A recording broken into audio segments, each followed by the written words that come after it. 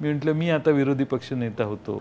2022ला महाविकास आघाडीचं सरकार कोसळलं तेव्हा राष्ट्रवादी काँग्रेसकडे विरोधी पक्षनेते पद आलं. या विरोधी पक्षनेते पदासाठी जयंत पाटील इच्छुक होते, पण अजित पवारांकडे हे पद आलं. त्यावेळी जयंत पाटील नाराज होते अशाही बातम्या आल्या होत्या. पण जयंत पाटील खरंच नाराज होते का? आता राष्ट्रवादी फुटल्यानंतर जयंत पाटील आणि अजित पवारांचे कसे आहेत संबंध? नुकतंच शरद पवार गटाचे खासदार अमोल कोल्हे यांनी जयंत पाटील यांची मुलाखत घेतली. यावर जयंत पाटील विरोधी पक्षनेते पद आणि अजित पवार यांच्याशी असलेल्या संबंधावर सविस्तर भूमिका मांडली. सरकार पडल्यानंतर विधानसभेत मी आता जवळपास 4 वर्ष 4.5 वर्ष काम केलेलं होतं पक्षाचा अध्यक्ष म्हणून. मी म्हटलं मी आता विरोधी पक्ष नेता होतो, तुम्ही अध्यक्ष व्हा, पक्षाचे अध्यक्ष व्हा. त्यावेळी त्यांनी नाही म्हटलं मला विरोधी पक्ष नेताच व्हायचं आहे म्हणून. त्यावेळी आम्ही ते मान्य केलं त्यांचं. ते म्हणजे त्यांचं म्हणणं पवारसाहेबांनी कधी डावललं असं मला आठवत नाही. आणि त्यांनी आग्रह केला तर मी माघार घेत आलेलो आहे, कारण ठीक आहे त्यांना व्हायचं तर त्यांनी व्हावं. त्यामुळे त्यावेळी भुजबळ साहेबांच्या आणि हसन मुश्रीफ साहेबांच्या समोर आमच्या चौघांची मिटिंग झाली. त्यावेळी भुजबळ साहेबांनी सांगितलं, जयंत आता तू थांब, तू पक्षाचं काम बघ आणि अजितदादाला सरकारचं काम बघू दे. एवढं अंडरस्टँडिंग झालं. त्यांनी समजावून सांगितलं, ठीक आहे म्हटलं. त्यामुळे काही म्हणजे ठीक आहे, मागणी करणे हा काही गुन्हा असेल तर मग मी दोषी आहे. पण मला त्यावेळी विरोधी पक्षनेता व्हायची इच्छा होती, त्या नाही करता आल्यावर मी माझ्या पक्षाचं काम चालू केलं. त्यामुळे मतभेद असा कुठं झालाच नाही, कळलं का? आणि त्यांना जे जे पाहिजे होतं ते सरकारमध्ये असो, पवारसाहेबांनी असो, प्रत्येक वेळेला त्यांना देण्याचं काम पवारसाहेबांनी केलं असावं असं मला वाटतं. माझ्यासमोरच्या ह्या घटना मी तुम्हाला सांगितल्या. त्यामुळं ते 4 वेळा राज्याचे उपमुख्यमंत्री झाले.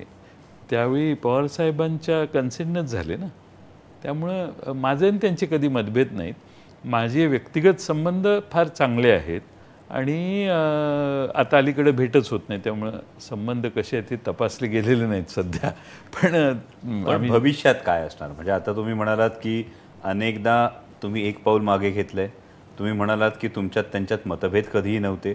पण आत्ताच्या ज्या राजकीय भूमिका पाहतो आहोत, हे करताना येणाऱ्या भविष्य काळामध्ये लोकसभेच्या निवडणुका असतील, विधानसभेच्या निवडणुका असतील, तेव्हा दोघे 2 विरोधी बाजूंना उभे राहाल, त्यावेळी भूमिका काय असेल? आता असं आहे की आमच्या पक्षातल्या काही लोकांनी त्यांच्यावर जाऊन मार्ग वेगळा घेतलेला आहे. आता मार्गच बदलले, ते वेगळ्या मार्गाने गेले, आम्ही वेगळ्या मार्गावर आहोत.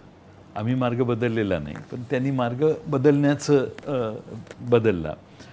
आता फारकतच झाली ना. आता काही पुढं जे रोल आपल्या नशिबात असेल तो प्ले करावाच लागेल. शेवटी यात सगळ्यात महत्त्वाचं म्हणजे लोक, महाराष्ट्रातली जनता. महाराष्ट्रातल्या जनतेच्या विरोधात जाऊन, त्यांची मानसिकतेच्या विरोधात जाऊन काही करणं हे ॲप्रोप्रिएट नाही होणार, बरं दिसणार नाही. आणि शेवटी लोक काय म्हणतील याचा विचार कायम करायचा असतो. त्यांनी त्यांचा मार्ग अनुसरलेला आहे. त्यांचे माझे व्यक्तिगत चांगले संबंध आम्ही ज्यावेळी एकत्रित काम करत होतो त्यावेळी होते. आज दुर्दैवाने त्यांनी फारकत घेतलेली आहे आणि त्यामुळे त्यांचा मार्ग आज वेगळा झालेला आहे, आमचा मार्ग वेगळा झालेला आहे. 2023 संपत आला आहे आणि 2024 सुरू होणार आहे. हे आगामी वर्ष निवडणुकीचं वर्ष असणार आहे. या निवडणुकीच्या धामधुमीत आणखीन किती खुलासे होतील हे आता येत्या काळात कळेलच. ब्युरो रिपोर्ट, साम टीव्ही न्यूज, मुंबई. देश विदेशातील प्रत्येक घडामोडींचे लाईव्ह अपडेट मिळवण्यासाठी आता साम टीव्हीच्या सर्व सोशल मीडिया प्लॅटफॉर्मला लाईक, फॉलो आणि सबस्क्राईब करा. तसंच सर्व नोटिफिकेशनसाठी बेल आयकॉन प्रेस करायला विसरू